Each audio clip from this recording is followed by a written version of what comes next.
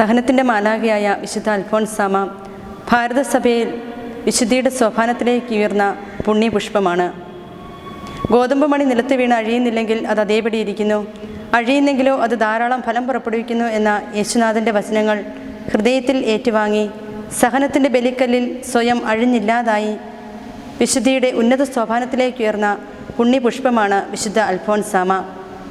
വിശുദ്ധിയുടെ ആഗ്രഹം വെളിച്ചമുള്ളിടത്തോളം നടക്കുക എന്നല്ല, താൻ നടക്കുന്നിടത്തൊക്കെ വെളിച്ചം വിതറുക എന്നതായിരുന്നു. കേരളത്തിലെ കുടമാളൂർ ഇടവകയിൽ മുട്ടത്തുപാടത്ത് കുടുംബത്തിൽ 1910 ആഗസ്റ്റ് 19 അന്നക്കുട്ടി എന്ന അൽഫോൻസ പൂജാതയായി. ചെറുപ്പത്തിൽ തന്നെ അമ്മയെ നഷ്ടപ്പെട്ട അന്നക്കുട്ടിയെ വളർത്തിയത് മാതൃസഹോദരി അന്നമ്മയായിരുന്നു. കുട്ടിയെ ദൈവവിശ്വാസത്തിലും ജീവിത വിശുദ്ധിയിലും വളർത്തുന്നതിൽ അന്നക്കുട്ടി അതീവ ശ്രദ്ധ ചെലുത്തിയിരുന്നു.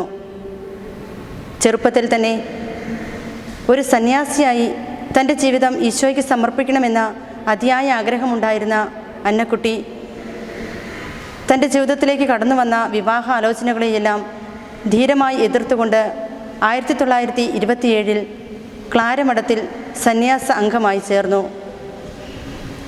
1936 തൻ്റെ നിത്യവ്രത വാഗ്ദാനത്തിലൂടെ ഈശോയുടെ മാത്രം സ്വന്തമായി തീർന്ന വിശുദ്ധ അൽഫോൻസാമ തൻ്റെ ജീവിതം ഒരു സ്നേഹബലിയായി യേശുനാഥന് സമർപ്പിച്ചു.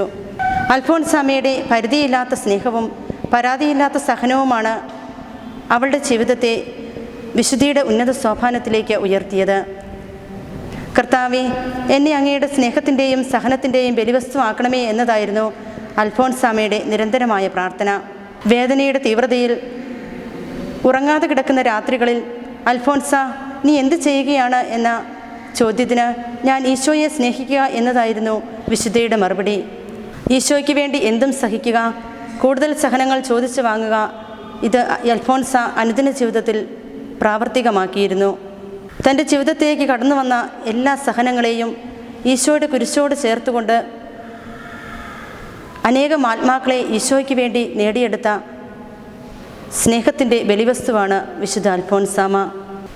സ്നേഹത്താൽ കത്തിയെരിഞ്ഞിരുന്ന തൻ്റെ പ്രിയ മണവാട്ടിയെ 1946 ജൂലൈ 28 തൻ്റെ സ്വർഗീയ സമ്മാനത്തിനായി യേശുനാഥൻ സ്വർഗത്തിലേക്ക് പറിച്ചു നട്ടു.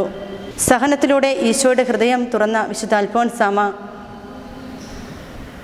നമുക്ക് നൽകുന്ന മാതൃകയും പ്രചോദനവും ഈശോയെ നിരന്തരം സ്നേഹിച്ചുകൊണ്ട് നമ്മുടെ അനുദിന ജീവിതത്തിലുണ്ടാകുന്ന കൊച്ചു കൊച്ചു സഹനങ്ങളെ ഈശോയോട് ചേർത്ത് ഈശോയ്ക്ക് വേണ്ടി സഹിക്കുക എന്നതാണ്.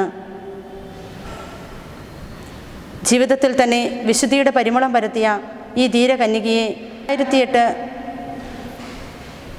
ഒക്ടോബർ 16 ബെനഡിക്റ്റ് മാർപ്പാപ്പ വിശുദ്ധ എന്ന് നാമകരണം ചെയ്തു. അങ്ങനെ ഭാരതത്തിലെ തന്നെ ആദ്യ വിശുദ്ധയായി വിശുദ്ധ അൽഫോൻസാമ വിശുദ്ധിയുടെ ഉന്നത സോപാനത്തിലേക്ക് ഉയർത്തപ്പെട്ടു. വിശുദ്ധിയുടെ മാതൃക നമ്മുടെ ജീവിതത്തിൽ എന്നും ഒരു പ്രചോദനവും വഴികാട്ടിയുമാണ്. നമ്മുടെ ജീവിതത്തിലുണ്ടാകുന്ന സഹനങ്ങളെയും വേദനകളെയും എല്ലാം ഈശോയുടെ കുരിശോട് ചേർത്തുകൊണ്ട് സഹിക്കുവാൻ വിശുദ്ധ അൽഫോൻസാമ നമുക്ക് പ്രചോദനമേകുന്നു.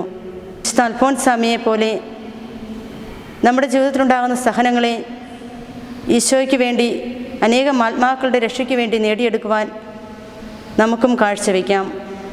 അതിനായി വിശുദ്ധ അൽഫോൻസാമയുടെ മാധ്യസ്ഥം നമുക്ക് പ്രാർത്ഥിക്കാം.